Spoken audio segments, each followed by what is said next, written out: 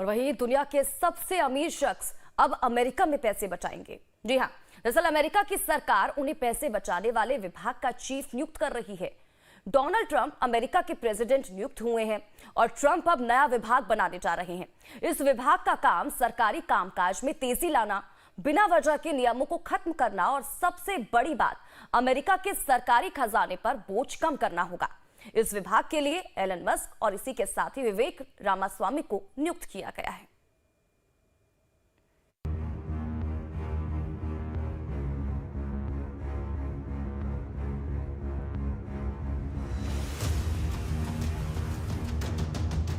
America के राष्ट्रपति चुनाव में डोनाल्ड ट्रंप की जीत हुई है और ट्रंप अपनी नई टीम बना रहे हैं। दुनिया के सबसे अमीर देश में सबसे हैरत वाला विभाग बनाया गया है। अमेरिका में ऐसा विभाग बनाया गया है जो सरकारी खर्च को कम कैसे किया जाए ये बताएगा। इस विभाग की जिम्मेदारी 2 अरबपतियों को सौंपी गई है। Donald Trump department of government efficiency बना रहे हैं। इसका नेतृत्व एलोन मस्क और विवेक रामास्वामी करेंगे। एलोन मस्क दुनिया के सबसे अमीर शख्स हैं, जबकि विवेक रामास्वामी भी अमेरिका के बड़े अरबपति हैं। ये विभाग सरकार का हिस्सा नहीं होगा, लेकिन सरकार को बाहर से सलाह देगा। डोनाल्ड ट्रंप ने इस विभाग के बारे में कहा है कि एलोन मस्क और विवेक रामास्वामी दोनों अद्भुत हैं और मेरे प्रशासन के लिए नौकरशाही को खत्म करने, फिजूल खर्ची में कटौती करने, गैर जरूरी नियमों को खत्म करने और संघीय एजेंसियों के पुनर्गठन का काम करेंगे। ये हमारे सेव अमेरिका एजेंडे के लिए जरूरी है। डीओजी विभाग की जिम्मेदारी सरकारी एजेंसियों के रिस्ट्रक्चर की भी होगी, जिससे बेकार खर्चे में कटौती की जा सके। खुद मस्क ने कहा है कि वो सालाना $2 ट्रिलियन की बचत कराएंगे। I think we should be able to get away with 99 agencies. I don't know. That seems a lot like a lot of agencies. It's a lot. Yeah. Yeah. 2 per state. That's a lot. Yeah, exactly. We should have fewer agencies, and they certainly shouldn't have overlapping responsibilities. And then we need some kind of, we just need a review of regulations to say which ones are sensible and which ones are not. Because if you've got regulators every year, they're going to add more regulations, just automatic. Like they just output regulations, and there's more laws and regulations every year until basically everything's legal, so we can't get anything done. So we need some kind of garbage collection for regulations that don't make sense. Donald Trump ने दोनों बड़े कारोबारियों को सिर्फ जिम्मेदारी ही नहीं दी है, बल्कि डेडलाइन भी दी है। 4 जुलाई 2026 को अमेरिका को आजाद हुए 250 साल हो जाएंगे और 4 जुलाई 2026 ही डीओजी के लिए डेडलाइन तय की गई है। यानी 4 जुलाई 2026 को डीओजी विभाग खत्म हो जाएगा। कुल मिलाकर कहें तो ट्रंप ने सरकारी कामकाज को दुरुस्त करने और अमेरिका फर्स्ट नीति लागू करने के लिए खुद को 2.5 साल का समय दिया है। ट्रंप ने कहा है डीओजी मैनहट्टन प्रोजेक्ट जैसा साबित होगा। मैनहट्टन प्रोजेक्ट अमेरिका में परमाणु बम विकसित करने का प्रोजेक्ट था और परमाणु बम बनाकर जापान में विस्फोट किए गए थे। डोनाल्ड ट्रंप ने अगस्त में ही ऐलान कर दिया था कि वो एलोन मस्क को सरकार में जगह देंगे और अब उन्होंने अपने वादे को पूरा कर दिया है। Elon, and he's great at this. He's going to be our cost cutter. I think he can save trillions, right? He wants to do it so badly.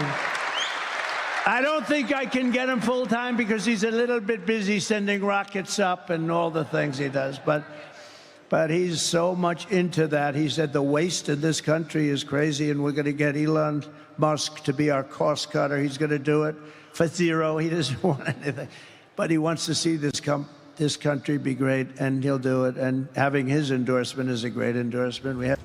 इधर ट्रंप ने अपना रक्षा मंत्री भी फाइनल कर दिया है। अमेरिका के फॉक्स न्यूज के एंकर पीट हेग्सेथ को रक्षा मंत्री बनाने का फैसला किया है।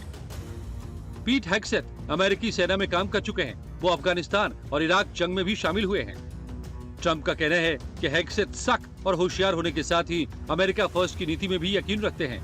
वहीं डोनाल्ड ट्रंप ने जॉन रेडक्लिफ को CIA चीफ बनाया है। जॉन रेडक्लिफ पूर्व की ट्रंप सरकार में नेशनल इंटेलिजेंस के डायरेक्टर रह चुके हैं। इस पद के लिए काश पटेल भी रेस में थे, लेकिन उन्हें अब तक कोई जिम्मेदारी नहीं दी गई है। अब तक ट्रंप कई नियुक्तियां कर चुके हैं। ट्रंप ने सुजैन विल्स को white house chief of staff नियुक्त किया है। टॉम हुमन को बॉर्डर सुरक्षा की जिम्मेदारी दी है। एलिस स्टेफेनिक को संयुक्त राष्ट्र में अमेरिका का राजदूत बनाया है। स्टीफन मिलर को deputy chief of staff for policy नियुक्त किया गया है, जबकि ली जोर्डिन को पर्यावरण संरक्षण एजेंसी का चीफ बनाया है। इसके अलावा ट्रंप ने नेशनल सिक्योरिटी एडवाइजर और विदेश मंत्री की भी नियुक्ति कर दी है और इन दोनों पदों पर भारत की तरफ झुकाव रखने वालों को नियुक्त किया गया है। डोनाल्ड ट्रंप ने माइक वॉल्ट्ज को अमेरिका का नेशनल सिक्योरिटी एडवाइजर नियुक्त किया है। माइक वॉल्ट्ज को चीन और ईरान का विरोधी माना जाता है।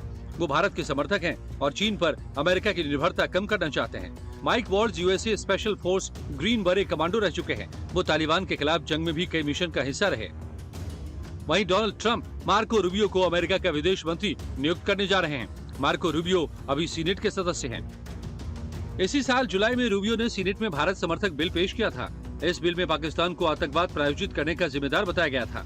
पाकिस्तान को दी जाने वाली आर्थिक सुरक्षा मदद रोकने की भी मांग की गई थी। इस बिल में भारत अमेरिका के संबंधों को मजबूत करने की भी बात थी। मार्को रूबियो भी भारत समर्थक माने जाते हैं। वो भारत अमेरिका संबंधों को मजबूत करने के पक्षधर हैं। हिंदुस्तान के लिए बहुत ही अच्छी खबर है, क्योंकि उनके एनएसए बनने से एक तो हमारे एनएसए और उनके एनएसए के बीच में तालमेल खूब अच्छा हो जाएगा, बढ़ेगा। हिंदुस्तान की डिफेंस कोऑपरेशन बढ़ेगी, हिंदुस्तान की सिक्योरिटी बढ़ेगी और जो ट्रांसफर क्रिटिकल टेक्नोलॉजीज है उसमें भी जो बाधाएं हैं हर प्रकार से दूर हो जाएगी। डोनाल्ड ट्रंप ने अमेरिका और दुनिया से बड़े वादे किए हैं। अमेरिका में उन्हें महंगाई खत्म करनी है, अवैध प्रवासियों से देश को छुटकारा दिलाना है और टैक्स भी कम करना है। तो वहीं उन्हें दुनिया में चल रहे 2 युद्ध भी खत्म कराने हैं, जिसका उन्होंने वादा किया है। Bureau report, live times.